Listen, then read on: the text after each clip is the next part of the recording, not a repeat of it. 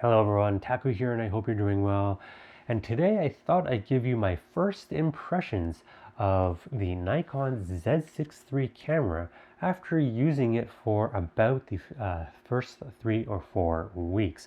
Now I did just get this camera in February, and so it was winter outside when I was trying out the different features of the camera, but I have to say I'm loving what I'm testing out so far, and I'll share with you in this video what I like about it, as well as some sample photos and footages coming out directly from this camera at the end of this video.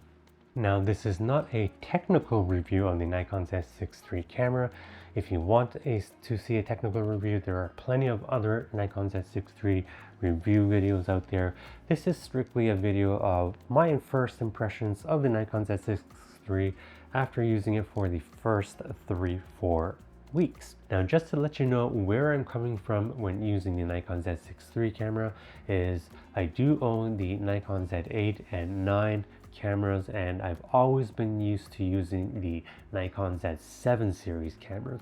I've never used the Z6 series camera, so this is actually my first time, and I have to say that I'm really impressed with what this small form factor of a camera provides in terms of both photo and video features.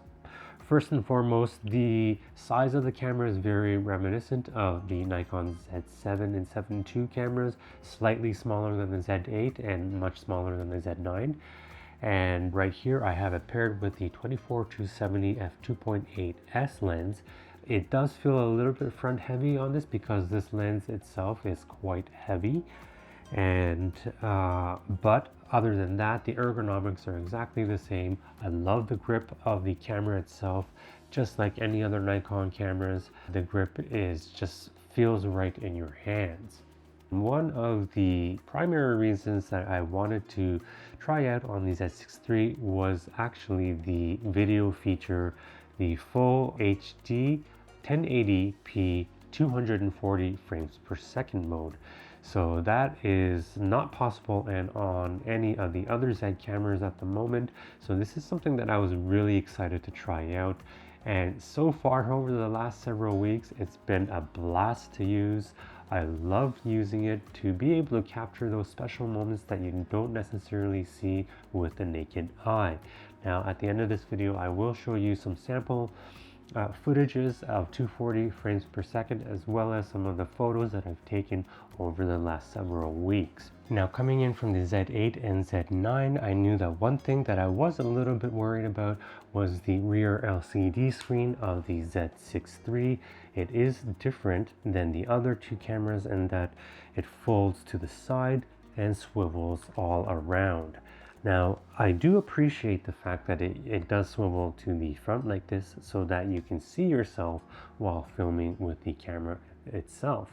But I was a little bit afraid that I wouldn't like the fact that the screen was off-centered to the side like this. And having been using it for the last few weeks, I still don't like the fact that it is on the side like this.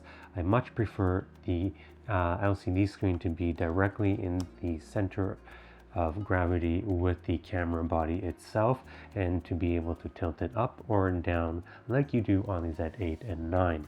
Now, this is strictly personal preference. I knew coming into the camera that I may not like it.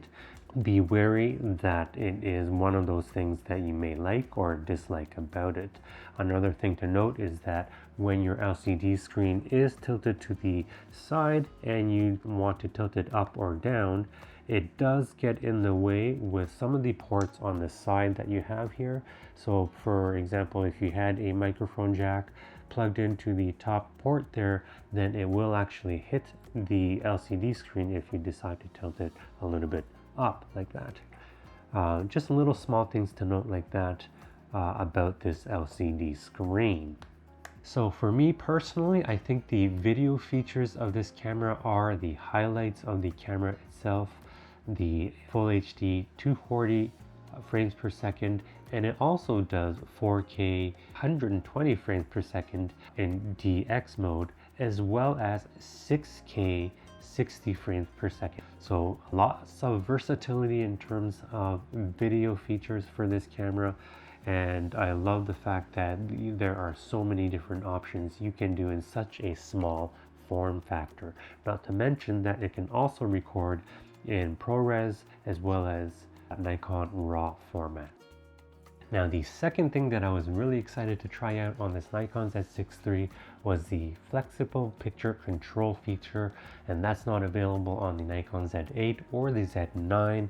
It's currently only available on the Z52 and the Z6 III. So what this is it allows you to download imaging recipes directly off the website and installing it directly onto the camera so that you can use it as you take pictures or as you film. It will apply those styles directly onto the video that you're shooting. So this in itself was a feature that I was excited to try out, because really these imaging recipes can transform your images to something so creative. Really, the creativity is endless if you think about it. You can create your own flexible picture controls directly on the Nikon NX Studio application, or you can download existing imaging recipes directly off the Nikon imaging website. And to do that, I have a blog post that you can take a look at where I explain to you step by step the procedure to be able to download the imaging recipe of your choice and installing it directly onto your Nikon Z cameras.